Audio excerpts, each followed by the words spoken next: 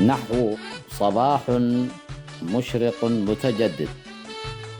عمل الأمس هو أساس كيان اليوم وأمل الغد، ومع ذلك فإن الرحلة لم تنتهي، فما زال اليوم يحمل رؤيا، حلما يدعونا إلى الأمام ويبني للغد. هذه الروح، هذه الحياة تتوق إلى مكان هادي، إلى ملاذ تستريح فيه عند الفجر. ولكن هل سنبنيه؟ روحنا الجماعية، مصباحنا اليومي، جهدنا المشترك، هذه هي ما يجب أن نحيا به.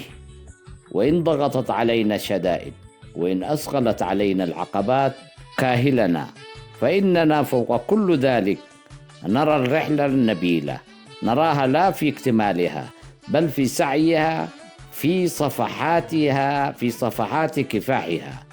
ففي القلب يكمن ما هو أعظم، ما هو أبقى بعد الروح الوحدة. الإنسان الحق ليس من ييأس، بل من يغتنم النعمة والوقت والقوة، من ينهض من الفشل، من يرفع نفسه من العناء، من يحول الخسارة إلى تجدد، ومن يحول العبء إلى قيمة وجزاء. رحلة الإنسانية هي نحو البيت، نحو المجتمع. إنها جهد الفرد الذي يصبح قوة للجميع. فإذا تذكرنا روحنا الجماعية استطعنا أن نرفع جارنا، وبالأمل نفكر ونفعل كمجتمع واحد. كيف تبني بيتا بعيدا عن بيتك؟ كيف وأنت بعيدا عن ثقافتك وكرامتك، بعيدا عن إيمانك وتقاليدك؟ تقول أنا حاضر بالجسد لكني غائب بالروح. ما يبقى أعظم مما ينهار، وما ينسى أعظم مما يتعثر، وما يبنى أعظم مما يتداعى. وهكذا في السعي نحو التقدم يجب أن يوضع أساس واحد، جديد المثابرة المصهورة في حديد المثابرة المصهور في نار الأمس، المقوي اليوم والمحمول إلى الأمام على يد المجتمع الإريتري الكندي في كالغري. هذا هو الامتنان والسخاء، هدية شرف أولئك الذين عملوا. إنها البداية العظيمة. وكما في التقليد الياباني هناك فلسفة تسمى كايزن، حيث تعني كاي التغيير، وزن تعني نحو الأفضل. التغيير ضروري، لكن التغيير الحق هو اختيار وقرار. التغيير موجود، لكن يجب أن يكون التغيير مشرقا. هذه الفلسفة غيرت اليابان ورفعت مؤسسات كثيرة بعد المحن، من مكان العمل إلى العامل البسيط، من القادة إلى الناس العاديين. جلبت كايزن تغييرا إيجابيا، قوت المؤسسات وأعادت تشكيل المجتمع. في تجمعاتكم، في استماعكم، في مشاركتكم حملتم سر النصر. ابتسم لكم العالم. لقد آمن الرواد أنه إذا حفظت ثقافتنا، وإذا رعيت قيمنا، وإذا صبرت معاناتنا، فإن الفرح سيخلق. وهكذا جاء أوائل الواصلين إلى وسط وقرب كندا بالأمل. ورغم أن المسافة كانت شاسعة بين 14 إلى 18 ساعة، ورغم أن الرحلة كانت طويلة، قالوا سنعود. ومع أنهم كانوا على بعد 12 كيلومترا من وطنهم وشعبهم، فقد حملوا الإيمان والثقافة والكرامة واللقة في قلوبهم. عبر المنفى والهجرة صار رفيقهم طريقهم إلى الحرية. هذه قصة الرواد وأساس المجتمع الإريتري الكندي في كالغري. قبل 42 عاما استقروا في هذا العالم الجديد، حاملين معهم الثقافة والأمل. حلموا ببناء مكان للتجمع، للمجتمع، للأطفال. في ذلك الوقت كان عدد أفراد المجتمع حوالي من 70 إلى 80 إريتريا في كالغري. ومن بينهم أقل من 10 أصبحوا المؤسسين الأوائل. ومن هذه المجموعة الصغيرة، ومن خلال التغيير الطبيعي والتطور والتحول الإيجابي، واجهوا التحدي في هذا العالم الجديد. لم يهجروا وطنهم، بل حملوه معهم في الروح، في الإيمان، في الثقافة، وفي اللغة. بحثوا عن مكان للوحدة فوجدوه، لم يستسلموا، بل من خلال المثابرة صنعوا بيتا دائما.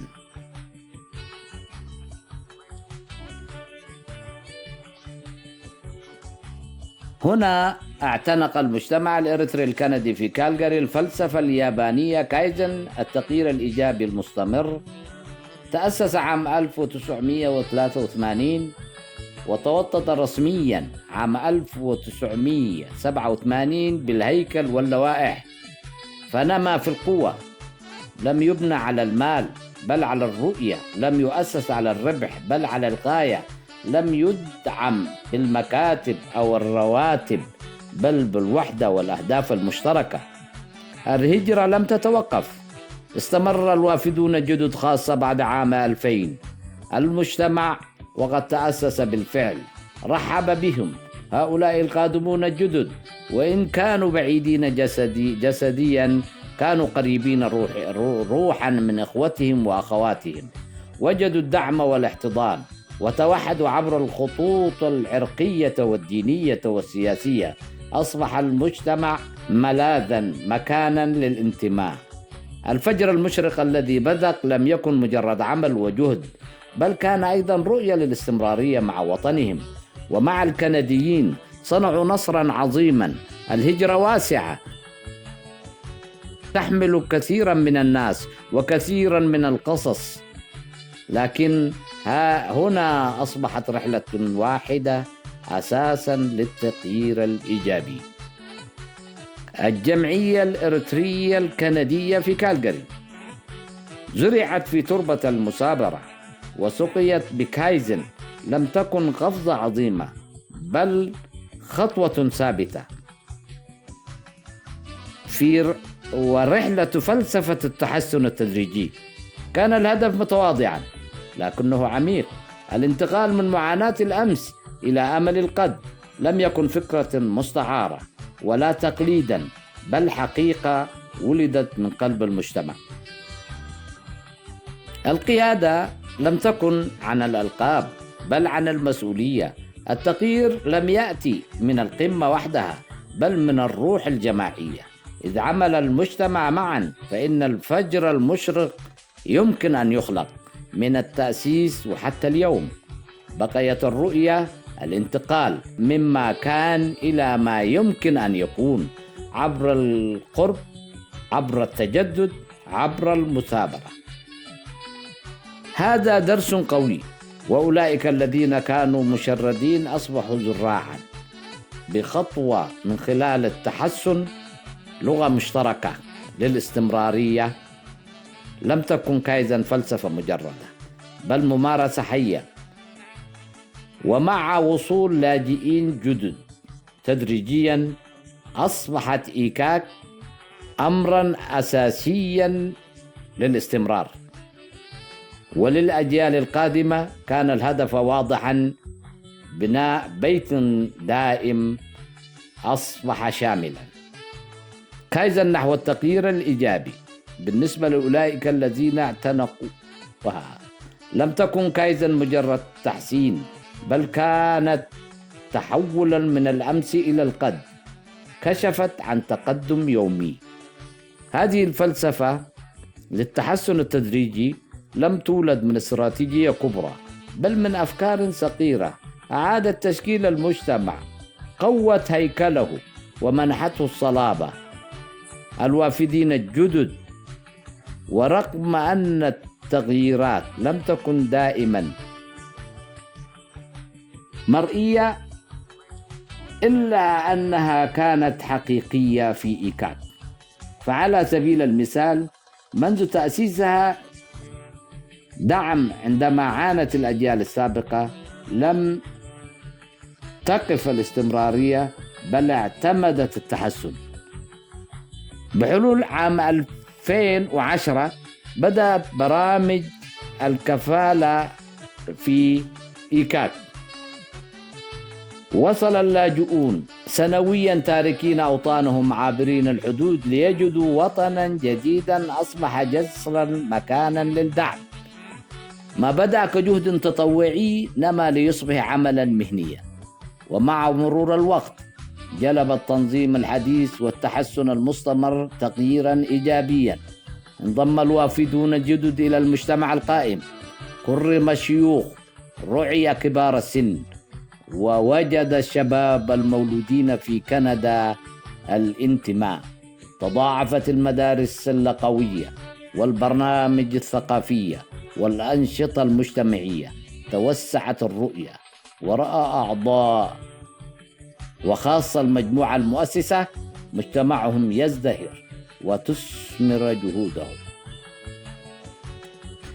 أولئك الذين وضعوا الأسس لم يبنوها بالمال، لم يكن من أجل الربح أو الثروة، بل من أجل الرؤية والغاية. أولئك الذين وضعوا الأسس لم يبنوها بالمال. إن تأسيس جمعية المجتمع الإريتري الكندي في كالجاري إيكاك لم يكن من أجل الربح أو الثروة، بل من أجل الرؤية والغاية. هؤلاء الإريتريون البعيدون عن أوطانهم في المنفى وفي عالم جديد بدأوا بالهوية والانتماء. لم يكن هناك مكتب ولا رواتب ولا عمل مأجور، ومع ذلك كانت لديهم رؤية أن يبنوا معا بالوحدة والأهداف المشتركة. كان هذا مجتمعا زرع لا بالمال بل بالمصابرة. تجلت الروح الجماعية في اللقاءات، حفلات القهوة، الوجبات التقليدية، دوائر العائلة، اجتماعات المجتمع. هذه كانت البيوت التي بنوها ليست من خشب أو حجر، بل من وحدة وغاية. واليوم ومع ازدياد عدد الإريتريين في كالجاري وعبر كندا، يبقى الأساس كما هو، أن يدعم بعضنا بعضا في التضامن في مجتمعك. قد لا ترى دائما البنية، لكن الجوهر موجود. الروح الجماعية هي الركيزة الأساسية للمجتمع، يشترك فيها الأعضاء والعائلات وأبناء الوطن. كيف يعيش هذا المجتمع؟ رحلة تعطي الجواب. الهوية تأتي من المشاركة. هذا المفهوم للعضوية يعني أن الهوية تتجدد، تتحول الرؤية من انتماء مجرد إلى انتماء ملموس. عندما تشارك بوقتك وأفكارك وقوتك، يصبح المجتمع امتدادا لنفسك، يصبح جزءا منك. هذا المفهوم يحول الأعضاء إلى مشاركين فاعلين، ويصبح النصر الجماعي ثمرة الجهد المشترك. هذا المجتمع ليس هم، إنه نحن. الروح الجماعية هي اليد التي تبني، الصوت الذي يتكلم، القلب الذي يخفق للجميع. من معاناة الأمس تأتي حكمة التواضع والصبر. المجتمع الإريتري الكندي في كالجاري ليس لكالجاري وحدها، بل لكل كندا. لقد بدأت الرحلة، ويجب أن تستمر الروح الجماعية المقدسة. كيف يكون ذلك؟ بالجهد، بالمشورة، بالعزم. كل شيء ممكن. الفجر المشرق هو الرؤية. يجب أن يرحب بالوافدين الجدد.